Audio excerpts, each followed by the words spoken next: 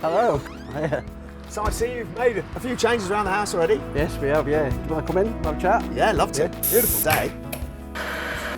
Cheers, Craig. Thanks very much. So tell me about the property and what it was like, you know, pre-upgrade. It was it's very cold in winter. Some parts of the house you couldn't get warm at all. We had oil before, and then we had to light the fire in the lounge when it was really cold, and then when it was really, really cold, we'd light the one upstairs as well, a lot of logs and smokeless coal, and it's hard work. And then how did you hear about the information so you could have this upgrade? We seen it advertised somewhere on social media, I think it was. I thought I'd look into that, because we have disabled children we look after, see if we can get a grant for it.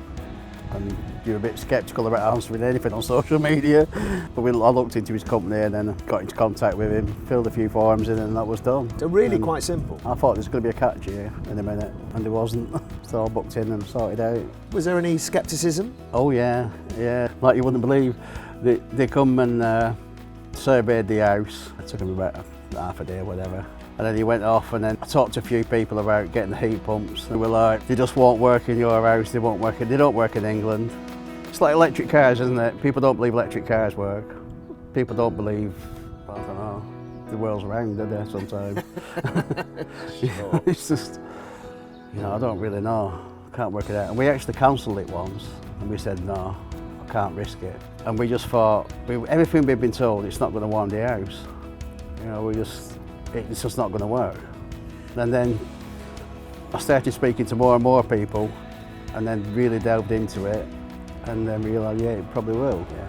I mean, without being too disrespectful to tradespeople, often it can be quite difficult, can't it? Yeah, you don't usually turn up at your door, do you? Especially when you're not paying them and, you know, somebody else is organising it for you, you don't know what you're going to get, do you? They were really professional and really good. They knew what they were doing. They've been available 10 years ago, we'd have done it then. And like I say, we cancelled it once because I was so sceptical, and I wish I hadn't. In your experience of the journey, sort of from initially dipping your toe in the water to then having the work done, how good was the service? They were brilliant, you wouldn't even know they were here. The heat pump guys, they turned up one morning and they'd done by the afternoon, and then the next day the electrician turned up and he was here half a day and done. Day after the guys come and fitted the solar panels. Really good. You know, a lot of things are hard work these days, trying to get anything done.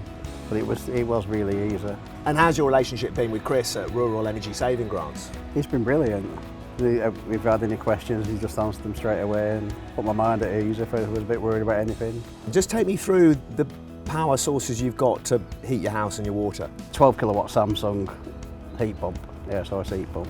But because we've got the solar panels, we have a solar diverter which diverts the energy from going back into the grid, so it diverts it to the immersion heater. So instead of going back into the grid, it's warming our water up for free, basically. Craig, houses are expensive to run. What sort of savings have you seen? If you just go off the heating alone, we've probably saved about £600–700 just over winter. We usually buy about 2 tonnes of coal. We've used about 1/4 of a tonne this winter. We use a little bit more electric over winter because we're using the heat pump. But over the last 9 months, the solar panels have produced about £800 to £900 more than the electric we've used. Plus, we haven't had to have the fire lit because the whole house is warm constantly. You just leave it on. So we probably save about £2,000 a year. £2,000? At least, yeah. And as far as the grant funding goes, how did that work? Filled the form in online. Complicated? Sent it back. No, I think it was a day and it was done. We had a reply back and it was all sorted out. But what would this have cost you if you had to fit it yourself? I think with the heat pump and the solar panels, we were probably talking about £30,000. And that was funded by the grant? Completely funded, yeah. Didn't have to pay a penny. How important is it for you then to have a warm, cosy house? We have foster children, and some of them have special needs.